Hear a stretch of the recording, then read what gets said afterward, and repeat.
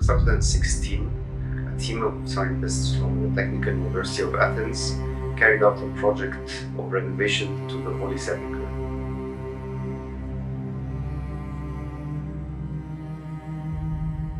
The Church of Holy Sepulchre in Jerusalem, also known as the Church of Resurrection, remains one of the world's major pilgrimage destinations and the holiest place of the Christian faith.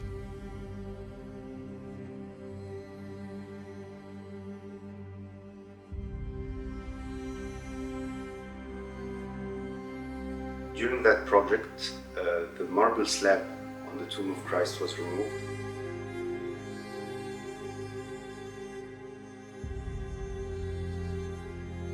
Samples from the original limestone rock was taken.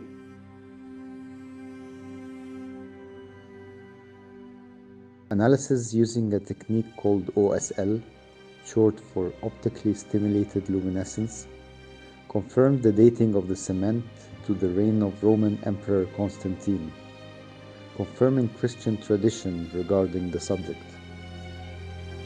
Samples from other areas of the Holy Sepulchre were also dated using the same technique and confirmed the later stages of building and renovation known from tradition. For centuries, every year in Jerusalem, tens of thousands of Christians from all over the world travel and crowd into the Church of the Holy Sepulchre to witness in anticipation the miraculous moment of the Holy Fire appearing from the tomb of Jesus, or what's known in Greek as the Holy Light.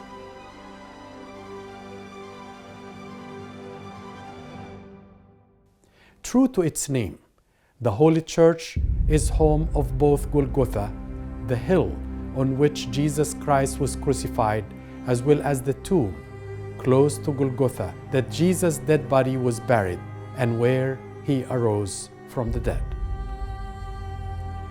This remarkable miracle takes place in the same manner, in the same place, and at the same time every year, on the eve of the Orthodox feast of the Holy Resurrection, or otherwise known as Bright Saturday.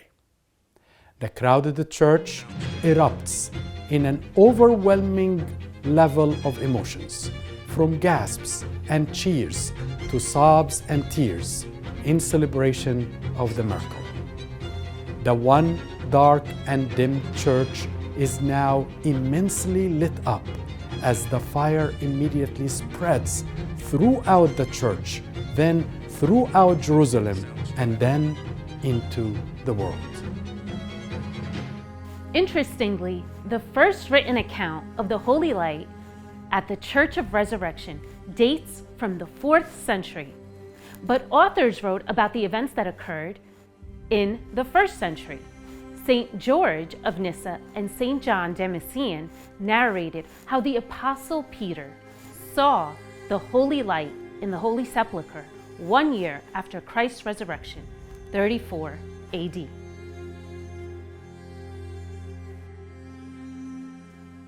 On Bright Saturday, the day preceding the Orthodox Resurrection Sunday, a thorough tomb examination starts at 10 a.m. and lasts for about 2 hours, conducted by Israeli policemen who are not Christian but Jews, and under the supervision of the head of the Israeli police department and the Jewish mayor of the city as well.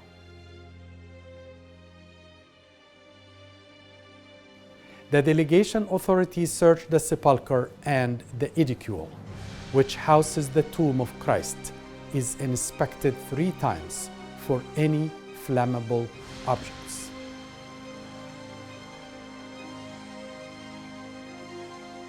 After it is determined that the Holy Tomb is void of any flammable substance, and under the watch of Israeli authorities, 2 Muslim families who have the authority of keeping guard on the Church of the Resurrection lock the church door and place their seal on the wax, similar to what happened on Jesus' tomb by the Romans during the burial. The Gospel recounts of the Roman guards that went to seal the tomb of Jesus so that his disciples would not steal his body and claim he had risen. Beginning around 11 a.m., the Christian Arabs chant traditional hymns in a loud voice. These chants date back to the Turkish occupation of Jerusalem in the 13th century, a period in which Christians were not allowed to chant anywhere but in the churches.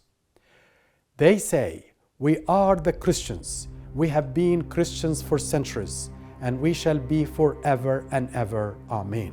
The ceremony starts at noon of the Holy Saturday, when the Greek Orthodox Patriarch of Jerusalem with his escort archbishops, priests, deacons, and the Armenian Patriarch, followed by the Coptic Metropolitan and his monks and deacons, followed by the Syrian delegates, gather before the Holy Tomb while it is enclosed and sealed.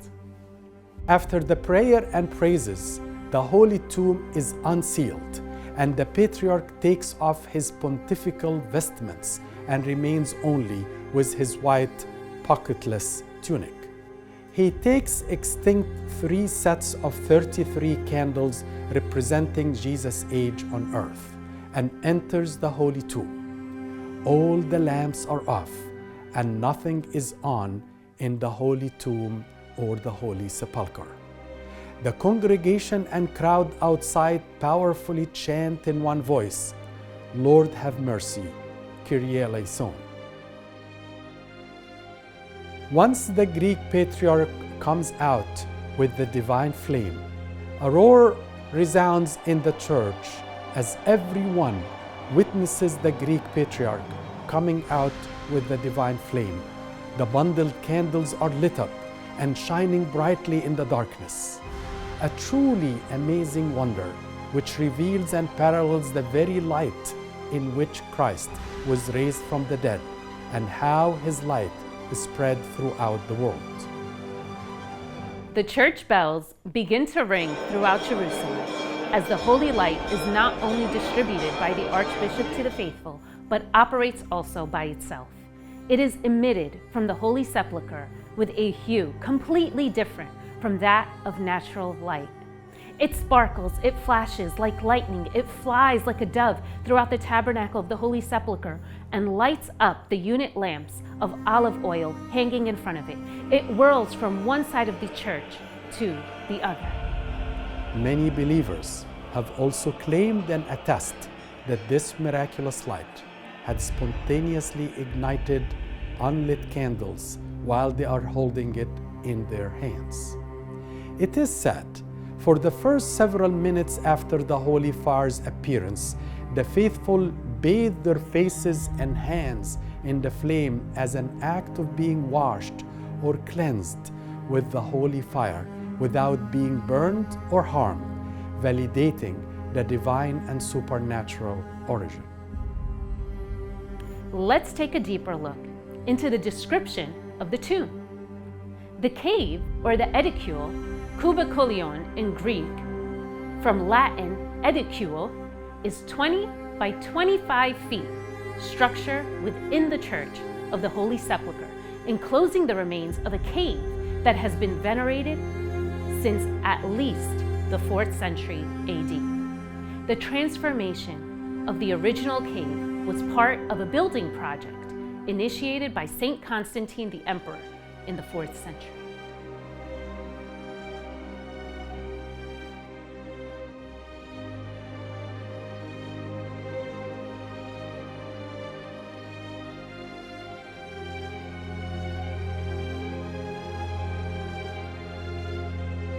In an interview in 1988 with his beatified Patriarch of Jerusalem, Diodorus, who was the Patriarch of Jerusalem from 1980 to 2000.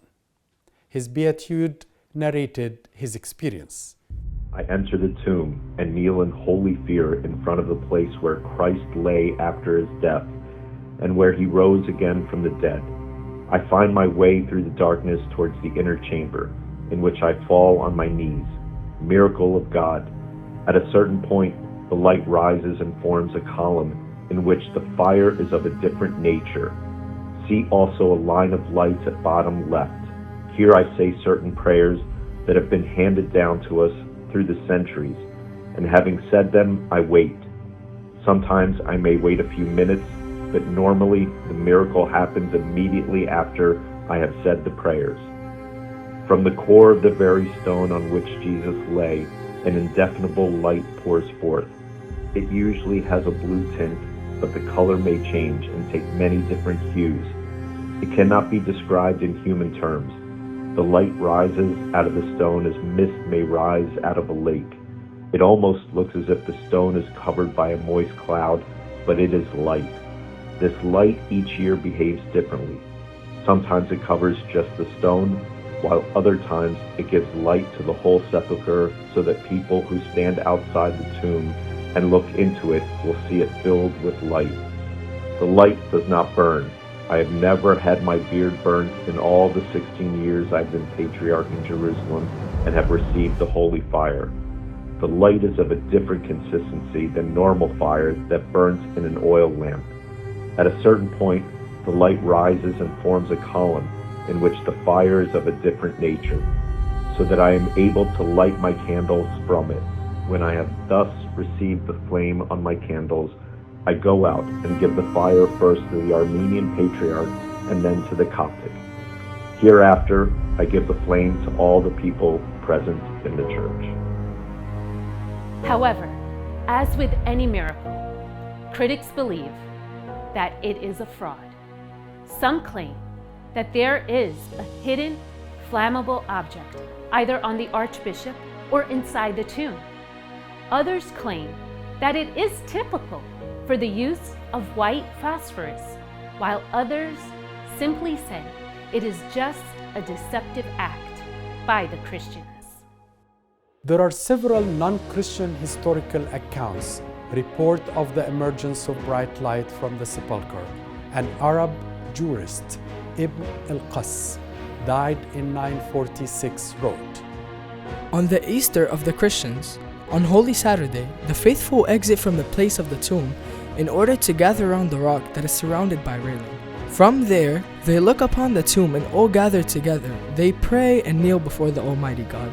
From the morning prayer until the setting of the sun, the emir and the imam of the mosque are also present. The sultan locks the door to the tomb. They all remain still until they see a light similar to a white flame, which comes from the interior of the tomb. The sultan then opens the door and enters holding a candle, which he lights with this flame and then emerges. The flame of this lit candle does not burn. He gives it to the imam, who transfers it and lights the lamps of the mosque. Once this candle has been passed to 3 hands, then it burns and is transformed into regular flame. Then they compose and deliver it to the sultan and report verifying that the flame had come on such an hour and day. If it has appeared on that day during an hour of the prayer, it is for them a sign that the year will not be fertile. Without this, meaning that it will be a year of drought. If the flame has appeared at the noon hour, this indicates a year with lack of food. Another Muslim historian, Al-Bayruni, in 1000 AD reported, I learned from the scholars and others in their books, and in addition to what I heard from Farag ibn Salah al-Baghdadi, that in the church of Al-Qiyamah in Jerusalem the tomb of Christ is engraved in a large stone and overlaid by a dome. Many, both Muslims and Christians, visit the location of the tomb till this day, pleading to God and asking Him from the beginning of the day till the evening. The Muezzin, the Imam of the mosque, and the Emir of the city stay by the tomb, placing by its door unlit candles. The Christians have extinguished their lamps and torches already prior to this and wait until they see a pure white fire, which causes a lamp to ignite. From this fire, the lamps in the mosques and in the churches are lit. Then a report is written to the caliph about the time at which the fire descended. If it occurred soon after the noon hour, a fertile year is expected, but if it is delayed until the evening or later, then an unfertile one is expected. The same source also tells that a governor brought a copper wire instead of a wick, in order that it won't ignite and the whole thing would fail to occur. But as the fire descended, the copper burned, the descent of this fire from above one day, which recurs after a specified time span, gives us occasion to be astounded. These were the historical claims from non-Christians dating back many centuries, proving that light or fire is true. But critics of the miracle used also some scientific concepts to claim that it is not a miracle.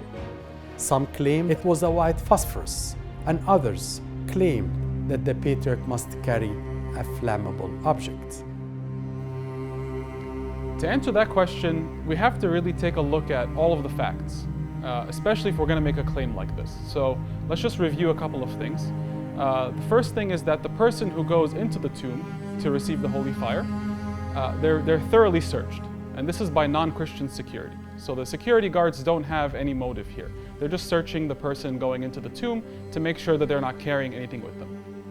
Additionally, the tomb itself is also searched, right? Also by non-Christian security. So everything's being searched, everything's being done in a very controlled manner. So it doesn't really make sense that we say the person who's receiving the holy fire is bringing with them white phosphorus or organic solvent. This can be dismissed. Also, let's think about when white phosphorus was actually discovered. It was discovered in the late 1600s. And we know this miracle has been happening for many hundreds of years, not just starting from the 1600s. So again, it doesn't make sense that this started happening after the 1600s, and then you wouldn't be able to explain all the previous years. In addition, you would also need a steady supply of white phosphorus every year to the same place for hundreds of years. And this would have to happen without being caught, without having a mishap. For example, there's no reports, historically speaking, of white phosphorus being shipped to this area or being handled incorrectly. Remember, white phosphorus, if it's not handled correctly, it's going to self-ignite or explode. And so there are none of those reports, historically speaking, either.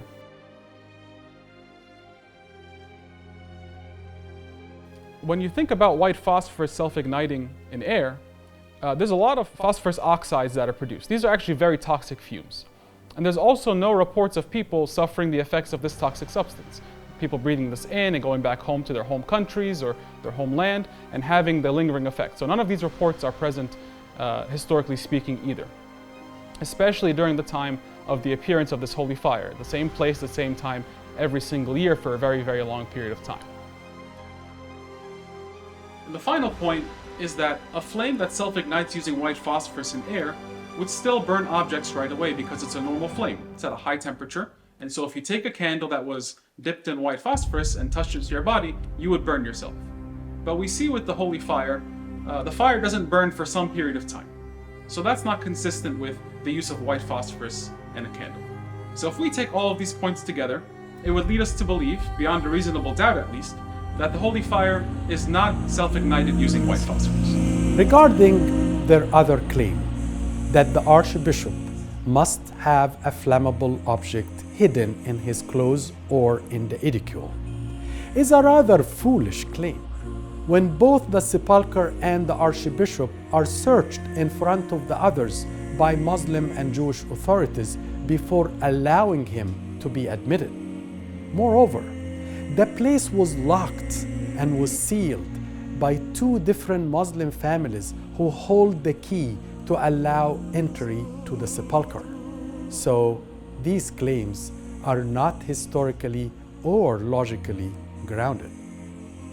The Shroud of Turin, which is believed by many to be the actual burial cloth of Jesus Christ, purchased by Joseph of Arimathea, as recorded in the four Gospels, and the Holy Fire of Jerusalem have different historical backgrounds and yet are directly connected with the resurrection of Jesus Christ from the dead. Turin Shroud. A scholar studying the Turin Shroud, Giulio Fanti, assumed that the holy light could be related to the phenomenon that created the image of Christ on the Shroud of Turin. To test this hypothesis, he planned a number of measurements to be conducted while attending the ceremony of the Holy Fire in Jerusalem 2019.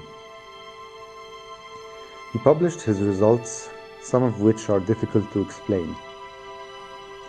The flame of the Holy Fire resembles a normal flame in temperature and spectrum, that is, color indicative of temperature. However, pieces of linen cloth similar to the cloth of the Turin shroud were exposed to both flames at the same distance and for the same duration during the first few minutes after the ignition of the holy fire, but were not burned by the holy fire flame, only browned. In the footage, we show that the yellow light of a normal flame is emitted by hot black carbon particles or soot. The color or spectrum emitted by a black body, like black carbon, is indicative of its temperature. This is shown to consolidate the result obtained by Giulio Fanti. He measured the spectrum or color and temperature of the holy fire, and both indicate the normal higher temperature of a normal flame. Ironically, some denominations are denying one while accepting the other. Interestingly, some scientific experiments are providing the supernatural phenomenon. Pyrometer measurement. Father Gennady Zaridze, chairman of the Association of Orthodox Christian Scientists, measured the temperature of the holy fire as soon as it appeared, then 15 minutes later in 2016. He found that the temperature was lower for the first measurement, 42 degrees Celsius, then higher for the second measurement, 320 degrees Celsius. We could only find information on this measurement in online news articles. Not enough information is given about the details of the measurement and whether the necessary corrections were made to ensure a correct temperature reading. However, one could deduce from the available information that the measurement indicates a higher temperature of the fire 15 minutes after ignition. I used a pyrometer and it registered the temperature of the holy fire right after its descent. At once, I washed my face with this fire, and it did not burn, and measured its temperature. And it turned out that the average temperature of the fire that I was holding and the fire being held by my neighbors was 42 degrees Celsius. 15 minutes later, I measured the temperature again, and it had reached 320 Celsius by that time. I don't have the slightest doubt that the holy fire is a work of the grace of God. It's sort of divine mercy on the sinful world, designed for preserving and strengthening faith. The miraculous fire lighting the patriarch's candles has been reported to be different from normal fire. A hand placed in the flame is not burned, at least in the first few minutes after the miracle. That led scientists to study the concept of low-heat plasma. Plasma is a state of matter where a significant proportion of the particles are charged or ionized. It's considered to be the most abundant state of matter in the universe. It's associated with stars, also with interstellar gas. On Holy Saturday 2008, around 9 in the morning, Andriy Volko, Doctor of Philosophy in Physics and Mathematics, and an Associate Professor in Mechanics of Materials at the National Research Nuclear University of Russia, situated himself approximately 15 meters from the Holy Sepulchre. His basic priority was to record the phase of electromagnetic radiation at specific frequencies using the oscilloscope. For 12 years before, he has been studying the so-called low-heat plasma. He succeeded to record both low-heat plasma as well as electromagnetic and low electrical discharge, and both coincided with the timing of the emergence of the fire. He reported, at Eastern Time, at Jerusalem, as a rule, there are no storms, the weather is clear. And the Church of the Resurrection is made of various materials, marble, calcium rock, and wood. It has been built without a uniform plan and has a multitude of various auxiliary spaces. This is why the suspicion that a huge transformer necessary for the accumulation of electrical load and its subsequent discharge had initially been placed inside the church is simply unrealistic. Another strange event that should put many of the critics' claims to rest occurred on Holy Saturday, 1579. According to the church chronicles of the city of Jerusalem, a group of Turkish soldiers forbade the Orthodox entry into the Church of Resurrection. The crowd of the faithful remained in the church courtyard throughout the entire day and even after sun had set. The Greek patriarch Sophronius IV was in the first year of his reign. It was the first time he would perform the most important rite of the year, but the Turks deprived him from this legal rite. The patriarch stood in prayer at the left side of the church doorway, near a column, and suddenly, when night had already fallen, the column split and the holy fire leaked from its interior. The patriarch immediately lit his candle and passed the holy fire to the faithful. This account is contained in a Greek manuscript found in the Bavarian State Library in Munich.